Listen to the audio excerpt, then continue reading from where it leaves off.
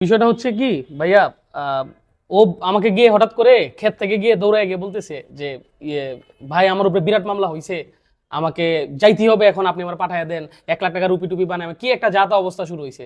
আমি বোকারে পরে হঠাৎ করে নোটিশটা বাইর করতে বললাম, হুম। দেখে আপনার কথা আমার মনে হইলো। আচ্ছা শুনেন, আপনার মামলা হলেই যে আপনার ভারতে পালিয়ে যেতে হবে এমনটা ভাবার কোনো কারণ নাই।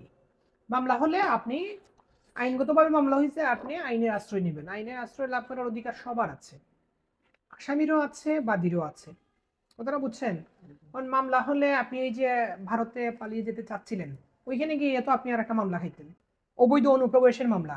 ওই অবৈধ অনুপ্রবেশের মামলা হইলে তো আপনি আর এখানে, যদি আপনার জেলও হয়, আপনার খোঁজ খবর নেওয়ার মতো মানুষ পাবেন। আপনার পরিবার বা আপনার বন্ধু বান্ধব আত্মীয় স্বজন যারা আছে তারা আপনার সাথে গিয়ে দেখা করতে পারবে। আপনি কোর্টে আসলে আপনি আইনের আশ্রয় লাভ করতে পারবেন, আপনি আইনজীবী নিয়োগ করতে পারবেন। আপনি যদি ভারতে যান, আপনাকে যদি অবৈধ অনুপ্রবেশের মামলা দেয়, তাহলে আপনি কি করবেন? আপনার তো এখানে বিনা বিচারেই জেলে থাকতে হবে। হুন বালা করে হুন খান খুলিয়া, আমি তো বুঝি না এইভাবে। কখন বুঝ। এখন আপনার এই যে আগামী 10 তারিখ আছে, 10 তারিখ সকালে আপনারা চলে আসবেন, আমরা জামিন নিয়ে নিব, আপনার আর কোনো অসুবিধা হবে না। ভাই এখানে তো মনে হয় 1 লাখ টাকার মামলা ভাইয়া।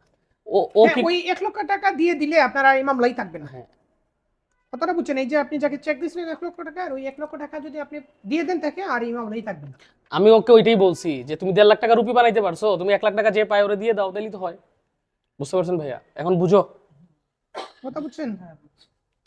ঠিক আছে, তাইলে 10 তারিখ আপনি সকালে আচ্ছা, আইসেন, তাইলে আমরা আমরা জামিন নিয়ে দেবো। তাহলে আমরা সকালে আপনার সাথে হ্যাঁ, হ্যাঁ, যোগাযোগ হ্যাঁ, করব। হ্যাঁ। জি। জি, আসসালামু আলাইকুম ভাইয়া।